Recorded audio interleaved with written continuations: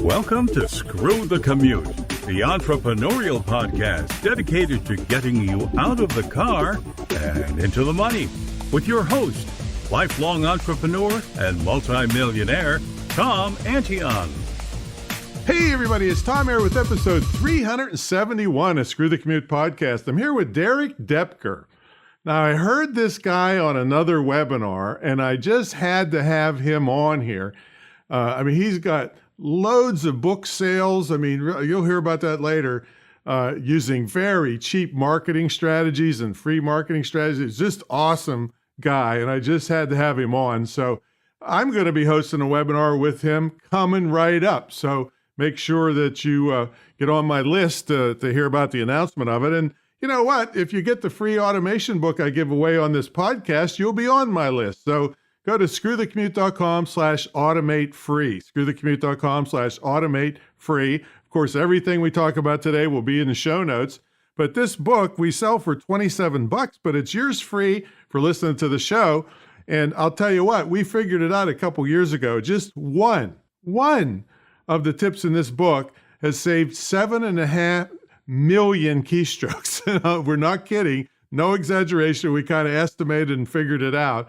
And that's just one of the tips. It's got cell phone automation and all kinds of ways that I'm screaming fast, taking care of customers, and I actually steal customers off other people ethically because they're too slow to get back to them. People want things now. So this will help you really reduce your workload and take care of customers, and that's where the money is.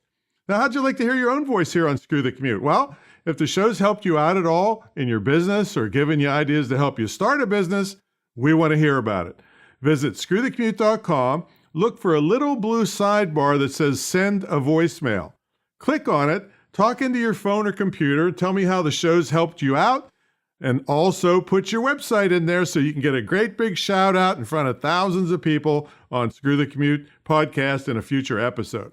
While you're over there, pick up a copy of our podcast app at screwthecommute.com/app. That's APP. And you can put us on your cell phone and tablet. We got video and screen captures to show you how to use it so you can take us with you on the road. All right, now everybody's freaking out, I know, about this pandemic, and I certainly feel for the people that are hurting, that are sick, and that are, half the time you're locked down, half the time you're not. You're supposed to wear a mask, you're not. Just craziness out there. Well, it hasn't affected me or my students because we know how to sell online from home. People that have known me 20 years call me up and say, "Hey, Tom, you doing all right?" Well, yeah, like why? I've been sitting here for 26 years selling online. I don't have to go out and get COVID. So I've been teaching this stuff for 22 years, online 26 years selling. And 12 years ago, I decided to formalize the training, and I have the only licensed dedicated internet marketing school in the country, certified to operate by SHEV, the State Council on Higher Education in Virginia. But you don't have to be in Virginia to go to this school. It's distance learning, and it's not the crappy distance learning that the little kindergarten kids are trying to, deal with. It's good quality. We got students making $6,000 a month only 4 months into the school. You don't have to wait till you graduate from some 4-year piece of crap college that's going to make your parents mortgage their home and you be in debt the rest of your life, and then you're competing for jobs at Starbucks. This is hardcore skills that are in demand by every business on earth. Everybody needs email marketing and chatbots and shopping carts and text marketing and all these things. And so they'll throw money at you. All right, I can't guarantee it, but they will throw money at you, a lot of them, just to take it off their back. So, and you can run your own business. So I'll tell you a little bit about that later, because you can get a full scholarship to this school if you're in my mentor program, which I'll tell you about later. But the website is imtcva.org. We also give big scholarships to first responders, law enforcement, military, nurses too. All right, let's get to the main event. Derek Doepker went from being a broke valet parker, to a best-selling author. Oh, I can't wait to hear his story. He sold over 75,000 books using free and low-cost marketing strategies. And he now shares these strategies with authors through workshop, courses, retreats, and he's going to be on a webinar for us here shortly. And he empowers them to turn their passion for writing into a thriving business. Derek, are you ready to screw the commute? I am ready, Tom. All right, man. Well, I'm glad you could make it. We crossed paths a couple times to try to get this book, but I'm thrilled that you're on here. Tell everybody what you're doing now, and then we'll take you back and see how you came up through the ranks.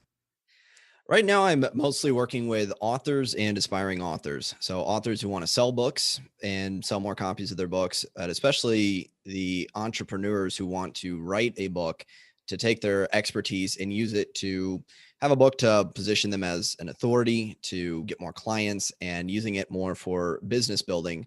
Because a lot of times, as much as I love authorship and selling books, usually selling something on the back end, like a coaching package or a product or service like that's more profitable. So working with authors and entrepreneurs.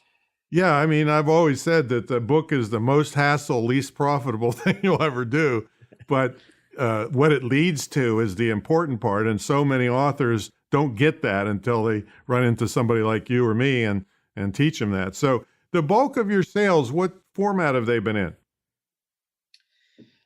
In terms of my business overall? No, I'm talking about your book sales, those 75,000 books. Were they ebooks, physical books, audiobooks? What were they? It was a good mix. And as we've been talking about, a big portion, probably 15,000 plus of that, as I last checked, was audiobook sales. So a nice little chunk of it. But the cool thing about the audiobook sales is a lot of those sales just kind of came in as a bonus, meaning I didn't do a lot of promotion. So I would say most sales come in from ebooks. And if I were to look at the total numbers, then kind of a split after that between the audio and print. But I'm seeing just in general across the market, the audiobook market is growing. And that's why I've been big on saying, hey, if you just have the ebook, great. That's still where most of my sales come in from. But I'm seeing these audiobooks catching up and in some cases exceeding ebook sales. And so that's why I've been big for the last couple of years on encouraging people ultimately get it in all the formats that you can. Yeah, and it's probably not as saturated as the ebook market. It's not. And it's a good thing that there's a little bit of an extra challenge to getting your book out there and audio, because that weeds out all the people who don't know what you might know by the end of this podcast, just some of the things that we're going to be going over. But the people who don't take that extra little step, and it's not necessarily expensive. You can do it on almost any budget, and it's doable. But because it's not just as simple as doing an ebook, that weeds out a lot of the competition at this point, while there's still this huge market and demand for the audiobooks. Yeah, and just back to your ebooks for a minute. Were they mostly PDF or Kindle, or what formats were your ebooks in? Well, of the ones I count, the 75,000, I haven't even counted the ones that I sell in terms of PDFs on my own for products that I sell through my own website. Okay. This is just looking at Amazon sales. So that's strictly the Kindle book sales. All right. Now, are these, how many books are we talking about, or one book that went big, or what? It's six main books. I technically have more than that, but there's like six books that I mostly push. Now, are they all under your name, or do you do pen names or anything like that? Everything's under my name. I have two different accounts on Amazon, pen names. One just has my middle initial for my authorship books, but it's all, if you search my name, you'll find everything has been under my name, and no issues with pen names. But I want it to be like, if you search me out, you can see what I've done. Right. And just go ahead and spell your name for folks that want to look you up. Sure. It's Derek, Derek, and last name is Doepker, Doepker. Yeah, we'll have that in the show notes for you. So let's get in. I'm very intrigued with the audiobooks, because I have this podcast set up, and I'm a do-it-yourselfer, so I do all the editing myself. So I'm thinking, man, I already got these, I don't know, 20, 30. I don't even know how many ebooks I have, and I have the ability and the equipment are here to do podcasts. So I think, well, I'll just narrate it myself. So it'll be by the author. And that's where you're saying you can do a lot of this yourself, right? Yeah, once I figured out how to do the do-it-yourself approach, that's been my preference. And yeah, there's a benefit for some people to outsource. The thing is, like you said, if you have the equipment, it creates a much deeper connection Mm-hmm. with the audience. And that, to me, as someone who a nonfiction author, I ultimately want to sell courses and coaching, and just like podcasting. If you're listening to this and you've gotten used to hearing Tom in your ears, like there's a psychological impact of having someone in your ears, talking to you. Mm-hmm. So that's the power that you also get with audiobooks is when you do it yourself, then you create that deeper connection with the listener. Plus, you can do it on your own schedule, and it's really affordable, probably less than $150, depending on Amazon prices, to get all the equipment you need to do it yourself. Yeah, and I can't tell you how many times I've gone to speak somewhere, and people, they feel like they know you already. They could overhear me talking to somebody else and say, "What? Who is that? Is that Tom Antion?" Because you get a persona built up, and they heard you over and over again. So yeah, I'm more in favor of that than I know there's narration. Let's go ahead and talk about it so people know there are options. You can get narrators to do this in a couple different ways, right? Yeah, so ultimately, I say there's three main options that you have for audiobook production. The first one is you just hire a narrator outright. And if you're wondering what the price range is, depends on the length of the book, but anywhere from $500 to a couple $1,000 plus per book. So I had one book that it was $1,350 to hire a narrator for. And that was about 40 something thousand words for that, to give some perspective. So that's one option. Now, you're going to get professional work, and they'll handle all the recording, all the editing, and they just send you back the final product.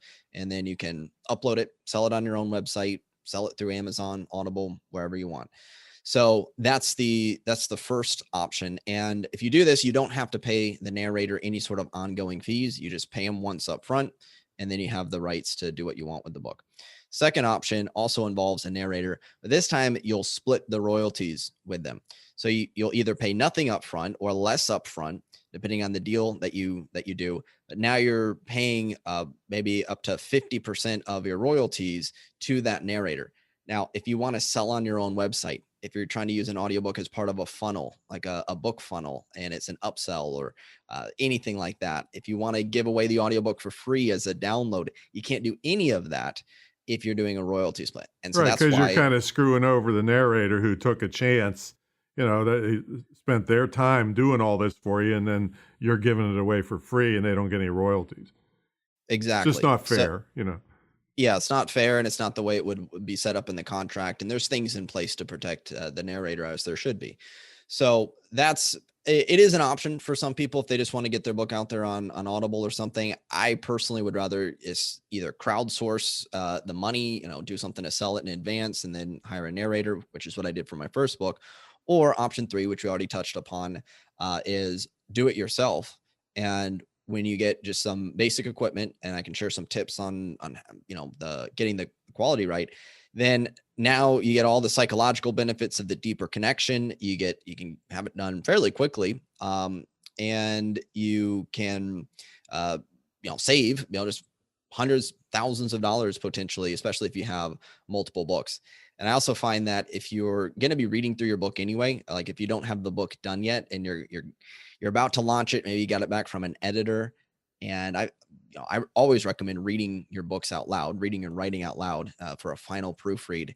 And I noticed, I'm like, well, if I'm reading it out loud anyway, I might as well just hit the record button and go ahead and get the audiobook narrated.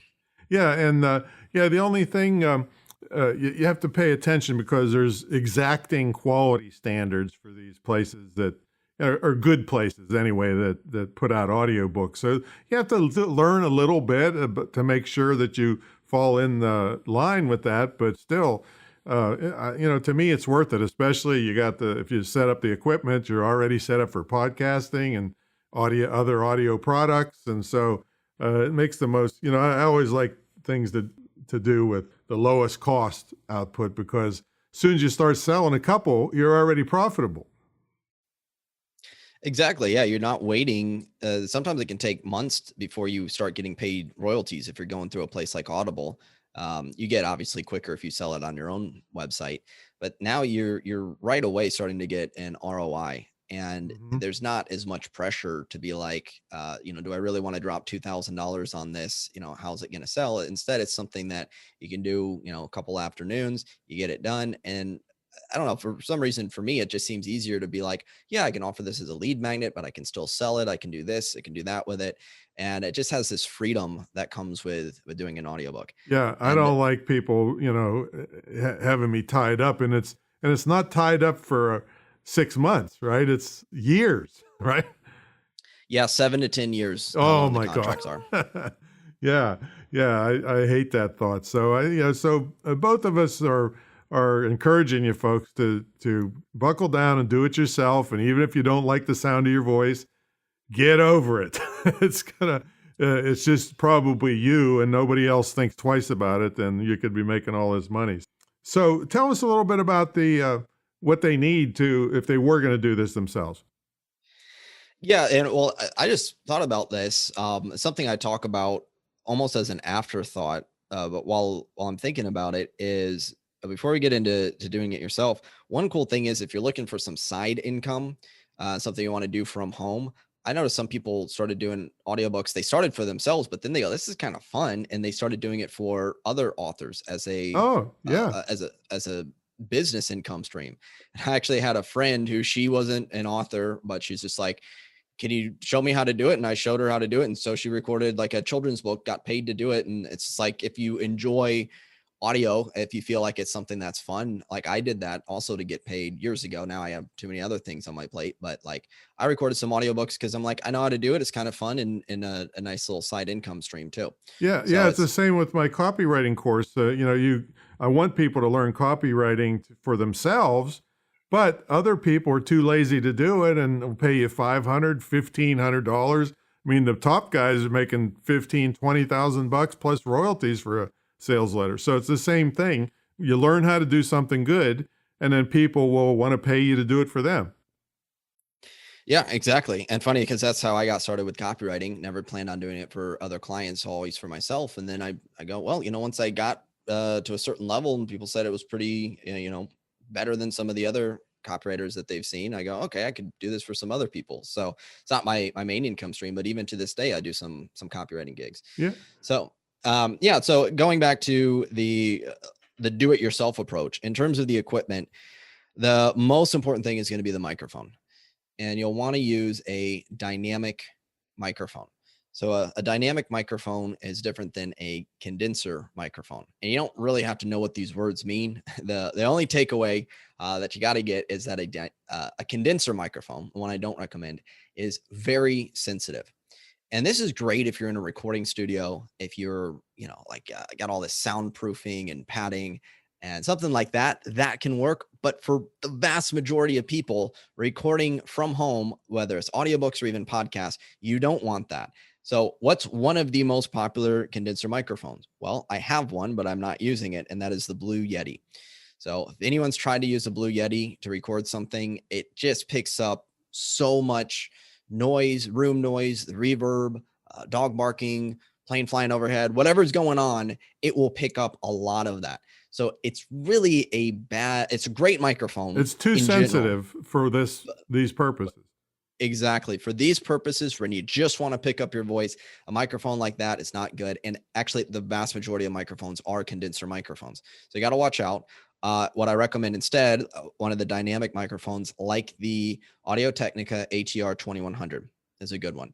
Another one is the Samsung Q2U. And the prices, I mean, I've seen them less than $100. Sometimes the price go up and down, but let's assume less than $100.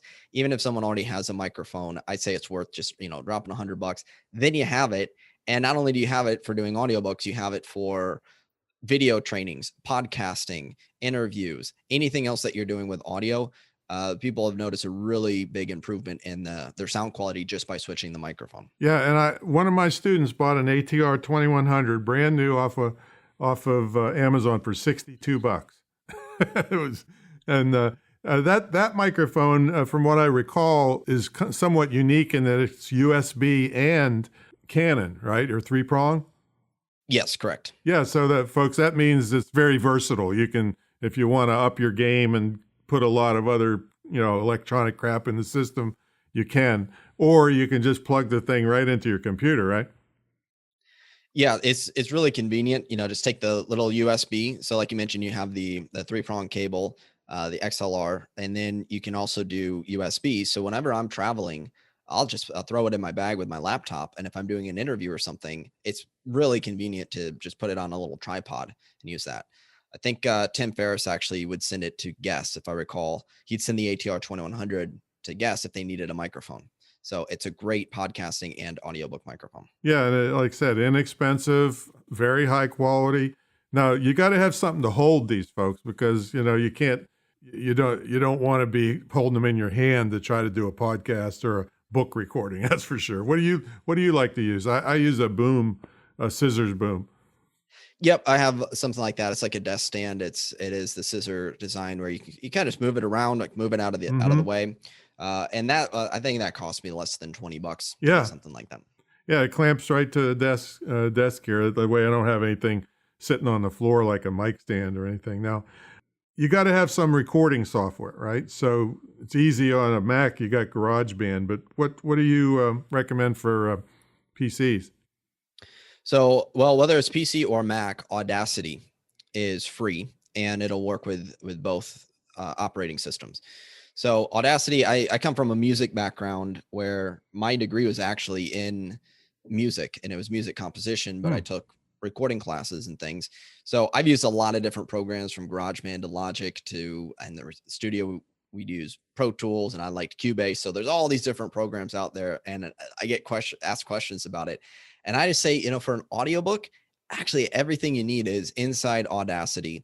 And it also includes some effects and some different plugins that help and that are actually essential to making sure that it meets the standards. So you could technically do it in just about any program. But the nice thing is, I know for sure you can do it with Audacity, which is free and Mac and PC compatible. Yeah, folks. So there's no excuse for not having that. And there's a gazillion tutorials on YouTube for both GarageBand and Audacity, so you can learn how to do this very easily. Now, I record at highest quality WAV and then distribute an MP3.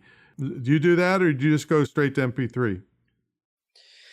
So when you originally record it, it's going to be at the highest quality in whatever program, and then you can export it as a WAV or MP3. When you're ready to upload it to a place like even just for people to download, or for Audible, Amazon, places like that, they have a certain requirement, and it is an MP3, and they have the whole, kilobytes per second recommendations and all that sort of stuff. But that's really easy. That's just a matter of now in Audacity, you can export as an MP3. So you just export it, and you pick all the bright settings or whatever, and it'll take care of all that for you. Folks, if you're wondering what we're talking about, I mean, the type of file is going to say the quality level and the size of the file. Like a WAV file could be 30 times bigger than an equivalent MP3 file. And there's different levels of MP3. I think Audible uses like 192 kilobits per second, which is it's like CD quality plus. It's really good quality, but a much smaller file size. Now, speaking of Audible, that's kind of the best known place now for audio. Is that where you're putting most of your books? Yeah, so I have everything on Audible, all the audiobooks. The nice thing is, though, you don't have to be exclusive to them, meaning you don't have to only pick them. I choose what's called a non-exclusive deal, which means I can be on Audible, and I am, but also in Amazon, which Amazon owns Audible, but then also on iTunes, on other audiobook retailers. There's places where like I'm making sales on websites that I've never visited. Like I've never sent a click of traffic to it. And I remember seeing like hundreds of dollars coming in from some of these lesser known websites over, it's not like a ton of money, but there'd be like an extra $150 coming in one month. And I'm like, I've never sent any traffic to these sites. People are just kind of like these obscure random audiobook websites. So that's another benefit when there's not as much competition. Not to say that there's a guarantee people are going to stumble upon the book, but I just noticed that started to happen. Like people are finding it on these other places. So all that's to say, I like having the book as wide as possible, meaning as many different places, which can mean you sell it on your own, but you sell it on Audible, you sell it, you put it out to these different places, and you don't have to go upload to like 30 different places. If you use a website like a distributor, Findaway Voices is one of the places, and I really like it. So Findaway Voices, where you go and you upload it, and they say, where do you want to distribute this? And you can just check all the different places, and you upload to one website, Findaway Voices, they push it out to all the other websites. So it's a one-time upload, maybe 2 times if you upload to a couple different distributors, and they push it out to all the different places. Yeah, it's very similar to podcasting. Like, I upload to Libsyn and it throws it out everywhere for you. So it's not hard to do that. Now, can you talk about how much you can make on this? And is it true that the longer the book, the more money you can make, or how do you get paid for this kind of stuff? Yeah, so there's a couple ways to get paid. One is, before I go into even getting paid, I'll make a note that while I do sell all my audiobooks, sometimes I will give them away for free as a bonus for purchasing things or as an opt-in. So I look at books as, it's nice when I make, some extra money from them and I'm like, they're really a vehicle to something bigger. So that's the one point that I want to make. Then in terms of how much you can make, I actually have a shorter book that sold thousands and thousands of copies without me doing much of any marketing for it, to just the audiobook, meaning I run some ads on Amazon and kind of just let it sit there and it sells. And the audiobook, I think is about 47 minutes long. So the whole idea of longer audiobooks selling better, it tends to get, people will more likely use credit for one of those books. Mm-hmm. So if you're not familiar with this, for you listening, like if you go to Audible, you can get a monthly credit if you're a member of them. And so every month you get a credit to download an audiobook. Well, people are going, well, if I got my one credit, like I don't want to use it to get a book that's like, $5 or something, like some short book. I want to get like a $20, $30 plus book that's like a longer book, because the pricing is based off the length. So from that perspective, yes, a longer book will have people more likely to use their credit to get it. That said, I don't see a huge difference in personally. And I write in fitness and personal development and a little bit in business. Like, I don't see a huge difference in the sense of like a longer book automatically meaning more sales. I actually just see probably sometimes more sales of some shorter books. It's just that they're less likely to use their credit for those books. So at the end of the day, I wouldn't base the length I wouldn't try to adjust the length of it for anything other than to go, when you write a book, how long does the book need to be? If it can be a short book, make it a short book. If it can be a long book, it can be a long book. But that's not the basis that I would use for the book length or the audiobook length. All right, but from my perspective, where I'm more interested in distribution than the money, because it leads, all my stuff leads to much bigger stuff. Would it be a good strategy to have a longer book so that the people with the coupons would be more likely to grab it? Yeah, if you were trying to maximize the coupon sales, Mm-hmm. then yes, a longer book would tend to do that. It really, I guess what it comes back to me is I'm always going to go, what's the purpose behind Right. What you're doing? If you want a short audiobook that's just a freebie giveaway, like a lead magnet type of thing that they consume very quickly, that's different than if you want to try to sell it and you're more on Audible and you're trying to maximize the coupons. So I always take a step back and go, what's the purpose first, and then figure out what the strategy is going to be to align to that. All right. Now you still need like graphics to go with your book, right?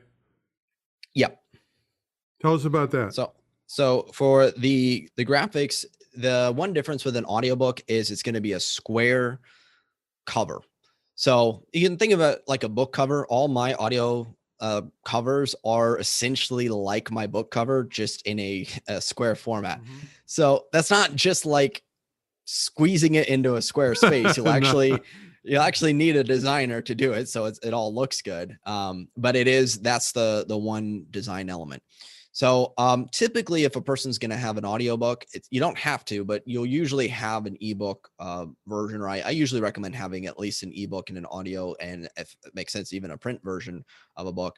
So a lot of times it's either converting your ebook cover into an audio book square with a designer, or if the book is yet to come out, when you talk to your designer, it's good to know to say, hey, I want an audiobook cover and an ebook or print book cover, in which case they can go in and they can design knowing that, okay, one's going to be rectangular and one's going to be square. Yeah. And they're all flat for this. You don't do the 3D stuff, right? For this stuff. No, nothing, no need for a 3D. Right. Now, have you heard of this, this thing called Whispersync, where Yep. it kind of combines the ebook and the audio?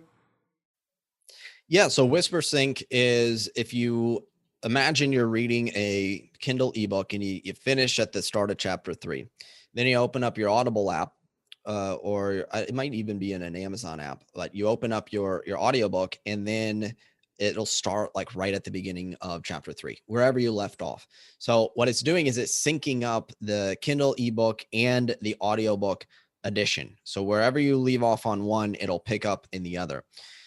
Having your audiobook Whispersync enabled will, I have seen a definite increase in sales for your book if it's Whispersync enabled. And the way to do that is really to just make sure that the audiobook and the Kindle ebook largely match, meaning you're not making a lot of changes between the two versions. So you're not doing a much shorter version of, let's say, the audiobook, or you're not making substantial wording changes or things like that. Now, you can take out some of the front matter in an audiobook. You don't have to give the whole, read out a whole copyright page. You don't have to read out a whole like acknowledgement section and stuff like that. So that's okay. The core content, though, just needs to match probably about 99% between the audiobook and the ebook. It'll sync up, and that will tend to increase sales. So yeah, I was worried about that. So if I threw one extra ad lib one now and then, it's not going to kick me out of the whole deal, right? No, I've had I can't say exactly how their algorithm works because it's computer based. What I can say is that from my own experience, I know I've had a narrator. When I had one book that the narrator did, I know there was some variations between the narration and then the actual Kindle book, and it's still synced up. So I've seen that there can be a few little changes and adding in the extra word or so. So for instance, I had someone that like the audiobook, they had something where it meant to be like an internal thought process. And this is now fiction, but the point remains that she's like, well, how do I convey that they're thinking this and not speaking it out loud? So I was just like, well, you can just add in the audiobook, like she thought, blah, blah, blah, blah, blah. Mm-hmm. And it's like, well, is that going to kick me out of Whispersync? It's like, no, it shouldn't. Not having the occasional little thing that you throw in there, extra variation is fine, just as long as the vast majority of it it's similar. Wow, this is great. All right, so let's take you back though. You had an interesting story. You were a valet parker, and I mean, let's even go back further than that. Were you an entrepreneurial kid, or how did you come up through the ranks? I was not an entrepreneurial kid. I just wanted to become a rock star. Oh, that was oh well, no problem, easy, right? Yeah. So I started playing guitar when I was 12, and then that became my obsession. So that led me to music school. And I was also got into fitness when I was about 17. I went from like eating fast food every night to being a total health nut. So that was all this leads me to, I moved out to Los Angeles back in 2011 to become a rock star. And that's when I just graduated music school about a year earlier.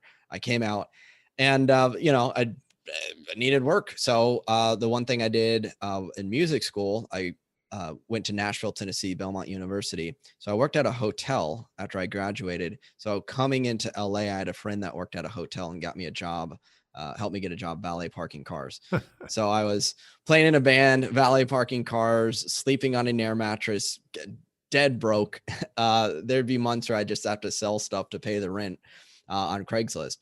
So that was my background, but it was right around the time I graduated. I got college. I got into like reading personal development, and it was a very quick transition from just personal development to the entrepreneurial mindset and going, okay, maybe I could start a business and do something online.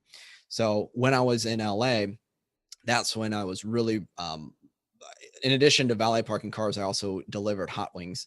And so I drive around. I took the job on purpose, which I'm glad, I'm thanking my past self for doing this. I go, I could have either worked at a music store, that I actually turned that down, even though it would have been a much better paying and more fun job, because I wouldn't have been able to like attend seminars and things Right. that I wanted to go to. So I volunteered at seminars to get business education. And then I drive around and listen to podcasts and teleseminars and different things to get my education. And then I go, okay, I'm going to try to Now, build a what year was business. this roughly? 2011. So is And that possibly how you saw me at a seminar? it was around that time. Maybe it was a couple years later. You could have been volunteering at a seminar that I worked, that I was It might have been. Yeah. And so this whole time, I'm just absorbing this information. And the reason why I mentioned the fitness stuff was because that I go, okay, I get a lot of people asking me for fitness advice, workout tips, diet tips, whatever. Maybe I can turn that into a business. So I'll give a brief version here of the story, but for 2011 to first half of 2012, I was blogging, I was doing YouTube videos, all this sort of stuff. It wasn't going anywhere. Like I wasn't making I was losing more money than I was making just on paying for a $10 website or whatever hosting. So what happened was the one shift that happened was I got a package in the mail. And it's interesting because I'm like, my life might be totally different now if this package didn't arrive in the mail.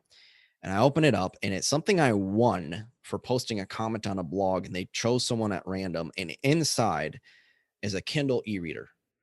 And I saw it, and it was like this light bulb moment. I go, wait a second, I've been blogging, I've been doing these videos. I tried launching a book and I could barely sell it to my own friends and family as a PDF. And I go, but maybe if it's on Amazon, people will find it and buy it. So I launched my first book, and I looked at the stats. My first book in the first 2 months sold 2 copies. And I think one copy was to my mom. So well, a lot of people would call it a bestseller. Yeah, nowadays. Yeah. If I put it in like some weird category yeah. like this kind of has something to do with ant farming. Maybe I can, rank 99. So that's on the bestseller chart. So that didn't work. Published my second book. That actually made some sales. I think I made about like $70 or something. I don't think that was profit, considering what I put into it, but at about $70. And I go, okay, I don't think this book thing is gonna work for me. On to the next shiny object. Well, that was about going towards the end of 2012. November of 2012, I went to a seminar. And this one I actually did pay for, because it took me 2 years to make payments to be able to attend it. And at this seminar, I learned about nothing to do with publishing directly. It was all about relationships and influence.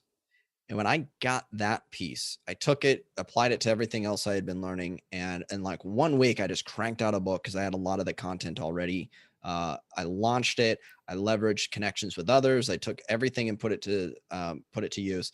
And by the end of that month, so I think December 1st, I don't think I had the book ready yet. By December 25th, about Christmas time, it was #1 bestseller in weight loss, made almost $6,000 in royalties in 11 days. And I go, I finally cracked the code.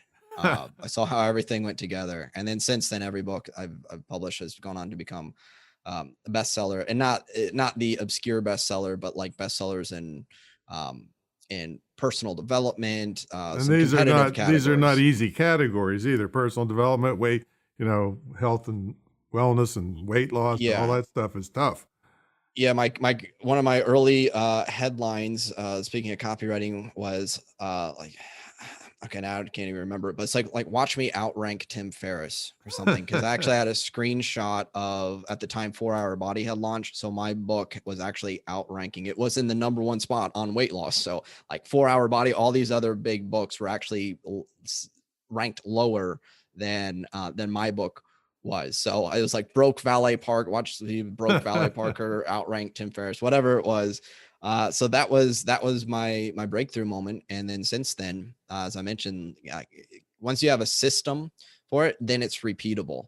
And I wanted to make sure it wasn't just luck, that I could repeat it. And I did repeat it with multiple books, different genres, and have been working with authors and entrepreneurs ever since then. Yeah, and that's why I can't wait to have you on the webinar, so we have more time and you can show visuals and everything. So folks, watch for that coming up very, very soon. It could be a day after this airs, I'm not sure, but you do not want to miss this, because like I said, I had not known Derek, and then as soon as I saw the webinar he was on, I said, man, that guy knows what he's doing. So we got to take a brief sponsor break. When we come back, we'll ask Derek what's a typical day look like for him and how he stays motivated.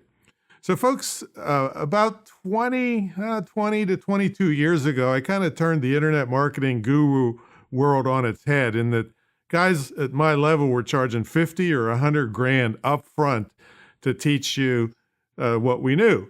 The problem is a lot of those guys are ripoffs. I knew them, and you give them 50 grand up front, you hunting them in Mexico to try to get them to help you. So I said, you know what, that's too risky for a small business. It's not right. So I charged an entry fee, and then I took a percentage of profits that was capped. So for me to get my 50,000, you had to make 200,000. Well, people just loved that, and 1,700 plus students later, it's still going strong 20 years later. And I call it the most unique, longest running, most successful mentor program ever in this field. And, nobody's challenged me on that, because I've actually dared people to put programs up against mine, feature for feature, benefit for benefit, and see who wins. And nobody's had the guts to challenge me on it, because I'm a fanatic. I work day and night helping people. I threw a seminar, a teleclass on Thanksgiving one time, because I didn't notice it was Thanksgiving. So sometimes it's good to have a fanatic working for you. But anyway, you have an immersion trip to this big estate where you actually live in with me for a immersion weekend with just a tiny, small group, usually about 5 people. We have a TV studio where we shoot marketing videos for you, all included in the deal. And everything we do is one-on-one, other than that, for this year-long program, because if I have a group, if I'm talking to the advanced people, the beginners are lost. And if I'm talking to the beginners, the advanced people are bored. So that's just no way to get ahead, especially since I need to move people forward. So I get my money, they get their money, and everybody's happy. Plus, if you're in my program, my mentor program, you get a scholarship to the school, which you can either use yourself for extra training or gift to somebody. That's what this one guy did. He joined the mentor program. He had spent $80,000 on his daughter's crappy education, and she's working some crap job. And so he gifted the school to her. And after 1 month, she's making $1,000 a month on the side. 3 months, she's making $3,000. And after 4 months, she told me she was making $6,000 a month on the side and hadn't even graduated yet. So this is very powerful stuff, folks. So if you're interested in any of that, there's no big machine gun nest or high pressure around here. Give me a call, and you can check all the details out at greatinternetmarketingtraining.com, greatinternetmarketingtraining.com, and we'll be glad to talk to you. All right, let's get back to the main event. Derek Doepker's here with us, and he was a broke valet parker, and I want to ask him about his rock star days. Did his fingers ever bleed? Was he that fanatic that he played the guitar enough to make his fingers bleed? That's the key there. But he sold 75,000, but probably more by the time this bio was written, and done really great things with low-cost marketing strategies. And we're going to have him on a webinar here just coming right up. So Derek, what's a typical, well, tell me if your fingers ever bled, and then tell me what a typical day looks like for you now. I don't think my fingers ever bled. Oh, well, It that's might why you have. didn't make it, man. I'm telling That's you. why I didn't make it. I didn't go that extra mile. So what's a typical day look like for you nowadays? Oh, one of the things, and I wouldn't say this is every day, but I do send pretty much near daily emails to my main list. So I kind of have this whole thing like I'm gonna wake up and write an email. Sometimes I have them scheduled in advance, but that's usually the one of the first things I do in the morning. And I also like it because it's a creative act. I learned that if I get into checking emails too early in the day, I'm now responding to everyone else. I lose my focus. So I like to do something that's proactive, like writing an email. Then man, after that, I don't know if there's typical. Some days it's coaching calls. I'll do. I have a group coaching program. I do some one-on-one work. I have. Well, you're into mentioned fitness, though. I mean, what's your oh, morning routine for breakfast or workout or meditation? What do you do in the morning? yeah, so I do meditation. Mhm. Have like a 5-minute morning meditation, and I think beyond that, I mean, that's my main thing. My workouts usually afternoon, and I actually do these home workouts Do you eat with in the some morning? not usually the first hour, Okay. but like within an hour or two, I'll have a smoothie usually. So I get like kefir, berries, Mhm. protein powder, make a smoothie, and then yeah, so then I'll be working on stuff. Afternoon, I do a workout, and I have these bands that I do, and so that's nice. I've actually gotten my workouts. I'm not as big and muscular as I used to be, but I've maintained on about 10 minutes a day of resistance And you're training. saying And resistance that's bands you use. yep, pretty heavy duty ones with Mhm. a bar and stuff. So Where do you get it's those? Because a lot of I had some and like they would like they get dry rotted and break and hit you in the face and yeah, this is well, it's called an X3 bar is what I've been X3. using. Yep. Yeah, X3 bar. So it's a heavy duty And there's different thing. resistances, right? Yeah, so there's different resistances. So I do that for total body, and I used to not since quarantine, but I used to a couple days a week do Brazilian jiu-jitsu in Okay. the evenings. So that hasn't happened, but maybe one of these days to get back into that. I don't know if you're And aware or not, but I have a site called Brutal Self Defense. So I've been in it all my life. And when I had a nightclub, I was in 100 violent altercations with bikers trying to kill me and stuff. So I've been doing this my whole life and a lot of it for real. yeah, do you get to train at all these Well, days? not right now, but I've got Yeah. some black belt guys that would come over to the house on Sundays, and they got a kick out of me because I played major college football, and I'm about 300 pounds, and all the stuff that would work on their guys at the dojo that were 160 pounds and going along with it, they're trying them on me, and, and they say, "Oh man, it's a whole different." It's good to work out with smaller people, bigger people, and everything because some things are just different and you're having that experience gives you more success in the long run because you're not surprised if somebody his hands bigger than your whole head. Yeah, exactly. Training with different people, and it's kind of a mindset thing too. Is that I found like as much as I enjoy the confidence boost of training with people who I can beat, let's say, most of the time when I'm training, I'm going up against people who are better than me, and it's just like constantly being beat, but going I'm getting better because of that. I'm Right, not of just course. Yeah, yeah.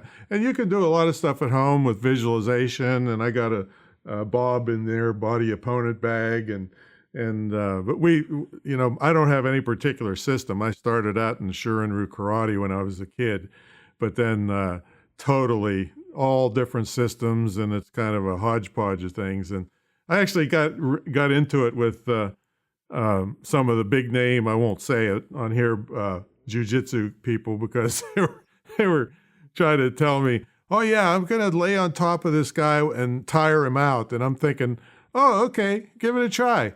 Because I'm going to pull my folder out of my right-hand pocket and disembowel you while you're trying to tire me out. So you, some of these art kind of things, when they try to say it's real, certain things are, but it's real is different than the mats. That's for sure.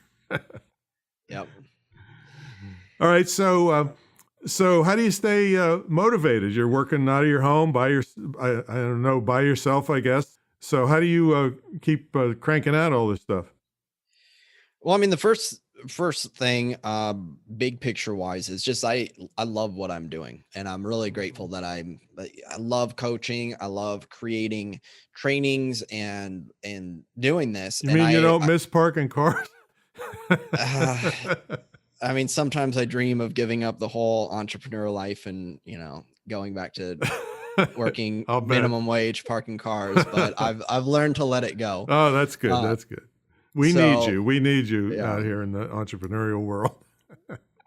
So yeah, the staying motivated, I mean, loving what I do, not to say it's always the most fun, but in general, it's like, I enjoy this. So that's one of the reasons why I worked hard for years and just had this mentality, like, I'm going to make it, I'm going to make something work. Cause there is something inside me that was calling me to do it, but I also I couldn't imagine, parking cars for the rest of my life or doing whatever. Like, I knew I wanted to be doing this, speaking and coaching and training and creating these courses. So that's part of the motivation. And then on a more granular level, when it comes to specific things, especially if I'm kind of procrastinating or like, oh, what do I don't really feel like doing whatever today. I have the technique that most helpful thing for me, probably the most helpful thing I share with clients and readers and anything else, what I call the 3 magic words technique. And this is based off of research, a Stanford researcher, BJ Fogg. And what it is, the 3 magic words are, can I just? Then you insert what's called a micro commitment. And BJ Fogg calls it tiny habits. It's just anything that's so small and easy that you're guaranteed to say yes to doing it. So if I'm thinking about writing something, I go, I want to write a chapter of a book. I don't feel like it, kind of whatever. I was like, oh, can I just, write 1 paragraph? Can I just open up my word processor and type, a few words? And what happens is you psych yourself into doing it. And once you get started, momentum kicks in. Well, I'm already into it. So I actually had this happen. I was doing, my books, like for my accountant, my bookkeeping sort of stuff. And it's just one of those kind of like managerial sort of task, to like get stuff ready for my accountant. And I'm just like, it's not the fun work. Right. But like, okay, well, let me just, do like, I don't know, 10 different, things in there. And I got 10 done. And I'm like, well, okay, I got like 70 more to go. Maybe I get it down to where I only have 50 left. And I kind of turn it into a game. And then I get into it. I'm like, well, I already kind of knocked this out. Maybe I can just get the whole thing done. Like now I'm like enjoying it. Right. Or cleaning my place. Like, can I just clean my desk off over here? And then I can quit after that. I clean the desk. Oh, my desk looks good. I'm cleaning. I got my headphones going, I'm listening to something. Oh, well, I might as well clean my bathroom now. And then the momentum kicks in, as long as I can get started. So that's the technique I find works for a lot of people, just about everyone I share it with. Anything if you're procrastinating, you're not feeling motivated to do, even things that you maybe enjoy, but you're just like, I don't necessarily want to do it right now. If you get started and you go, can I just do the littlest thing? And it is okay to stop after that, but then you go, can I just do a little more? Can I just do that extra little step? And you'll often find, there you go, a whole podcast on the psychology of this. But if you just test it, you'll see it, prove it to yourself. Essentially, you'll see that so often getting started is the hardest part. So if you make that the easiest part, then it just snowballs from there. Extremely powerful. Can I just? Love it, love it, love it. Well, tell everybody how they get a hold of you. Yeah, so you can check out the work that I do for authors at bestsellersecrets.com. And that's where I have a free book for you, Why Authors Fail. And that's also how you get on my newsletter. So whether you're an author right now, whether you want to be an author, or if you're just an entrepreneur and want to take the same concepts and apply it to your marketing, then that's where you can check it out at bestsellersecrets.com. All right. And what's the name of the freebie you got? Why Authors Fail. Why Authors Fail. All right. All right. Can I just read that? All right. All right. Can you just read the opening chapter? Yeah. And try to not keep reading it. Yeah, just download it. So or just go to that website and then see how it goes. All right. Well, oh boy, it's been so great. We went longer than I expected because you were just full of value there for our listeners. And so I cannot wait, folks, to get this guy on a webinar so you can see the whole thing that I got to see. Oh, you think this was good? Wait till you see that. So thanks so much, Derek, for coming on. And we can't wait to get you on that webinar. All right. Appreciate it, Tom. Thanks. All right, everybody. We'll catch y'all on the next episode. See you later.